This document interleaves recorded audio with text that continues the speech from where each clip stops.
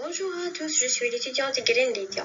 Aujourd'hui, nous avons le plaisir de vous présenter notre travail de recherche intitulé Incendie de laboratoire Zenith Pharma. Ce travail a été réalisé par les étudiantes Green Lydia, Darish Raunak, Norin Anissa. À travers ce travail, nous allons aborder des points essentiels concernant ce sujet, en commençant par une introduction. On a partie 1, origine du problème, la situation initiale, partie 2, déroulement de l'incendie et constat, conséquences de l'incident, constat du management légal. Partie 3, résolution et conformité réglementaire, mesures correctives immédiates, résolution légale et conséquences, prévention, et on termine avec une conclusion. Ce thème a été choisi pour son importance. Nous espérons que cette présentation sera claire, utile et enrichissante pour vous.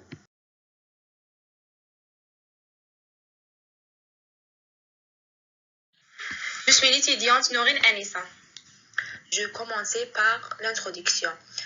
L'environnement industriel mondial, en particulier dans un secteur aussi vital et sensible que l'industrie pharmaceutique en Algérie, révèle de grandes opportunités de développement économique, mais cache aussi des risques majeurs qui peuvent se transformer en catastrophes humaines et matérielles en un instant.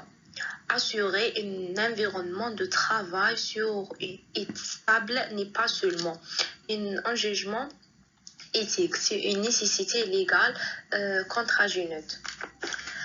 Le matériel fondamental de notre formation se croise dans ce domaine. La première, santé, sécurité et environnement. HSE qui nous fournit les outils et les normes techniques et préventives pour griller les risques sur le lieu de travail. La deuxième, législation et code de travail en Algérie qui établit la cadre juridique strict, définit les droits, les devoirs et délimite les responsabilités de l'employé et l'employeur. Et maintenant, je passe les paroles à ma collègue Green Lydia.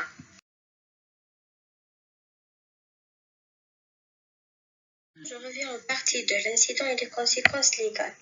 L'exposition et la maladie professionnelle. Monsieur Yassine, un opérateur qualifié, travaille à ce poste depuis 2 ans, a été exposé quotidiennement aux poussières toxiques pendant 3 semaines.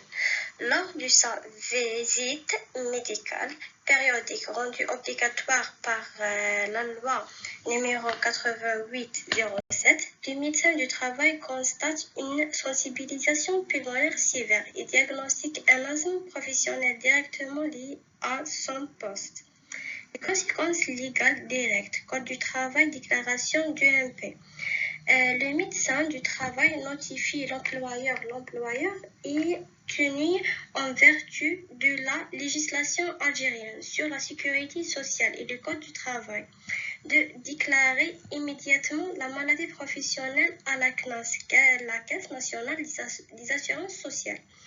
Inaptitude, M. Yassine est déclaré inapte temporairement à son poste de travail par le médecin du travail.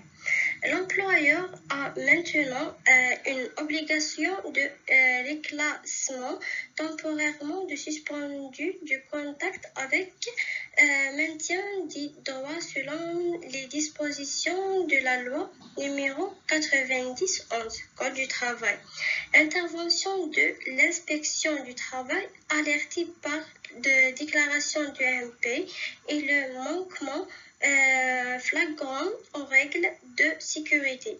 L'inspection du travail, dont le rôle contrôle est défini par la loi 9011, se déplace pour constater la violation de la loi 8807 non-fourniture de EPI approprié, absence de maintenance. Employés exposés. sans responsabilité. Code de travail et loi 88-07, responsabilité pénale. Les responsables de l'entreprise, directeurs de production, s'exposant des sanctions pénales prévues par la loi numéro 88-07, article 37 ou 38, par la mise en danger de la santé du travailleur, par négligence et indemnisation. Monsieur Yassine percevra une indemnisation pour sa maladie professionnelle via la CNAS. L'employeur pourrait être tenu de verser un complément ou de subir une majoration des cotisations si une faute excusable est prévue. La conclusion, le rétablissement de la situation ne s'arrête pas à la répartition matérielle. L'entreprise doit se conformer aux obligations documentaires qui garantissent la traçabilité et la prévention future conformément aux exigences de la loi numéro 88-07. L'usine Zenith Pharma est finalement mise en conformité la résolution de cette crise par la gestion de la maladie professionnelle, code du travail et sécurité sociale, et l'application stricte des obligations d'hygiène et de la sécurité, loi 88-07, pour garantir qu'un tel manquement ne se reproduira jamais. Et voilà, on a les références. Et merci de votre attention.